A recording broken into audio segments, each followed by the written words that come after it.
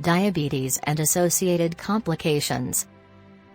In addition, a person with diabetes can help eliminate tooth complications of diabetes by following the advice of their physician when it comes to controlling their disease. Use the glycemic index to understand which foods to avoid that will raise your glucose levels. Exercise and maintain a healthy weight. Some of the foods that rate low on the glycemic index include most fruits and vegetables. Although fruits and vegetables contain sugar, the sugars contained in these good glycemic foods digest into the system at a lower rate and also provide valuable nutrients to the diabetic, or just about everyone. The only vegetable that a diabetic should avoid is a potato, as it has a high glycemic index. Type I diabetes is usually diagnosed in children and very young adults. Type I diabetes differs from type 2 in that a person with type I diabetes does not produce insulin at all. Insulin is needed to take sugar from the blood into the cells.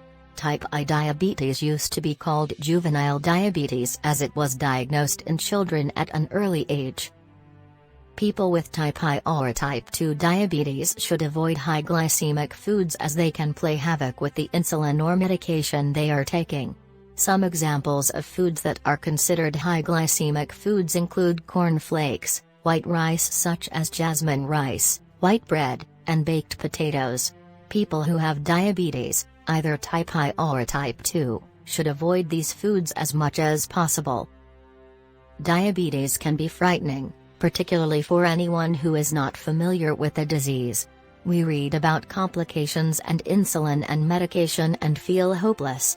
Many diabetics experience a period of denial when first diagnosed with diabetes. They refuse to believe there is anything wrong with them. The glycemic index is an excellent tool that can inform a diabetic about which foods should be avoided. Maintain your weight and exercise regularly. This will also boost your immune system. Be sure to visit your doctor regularly and monitor your blood glucose level. Keep a record of the levels to present to your doctor so he or she can adjust your insulin or medication if needed. Most of the food that is grown today is from genetically modified, GMO, seeds and is grown inorganically using chemical fertilizers, pesticides, herbicides, and fungicides.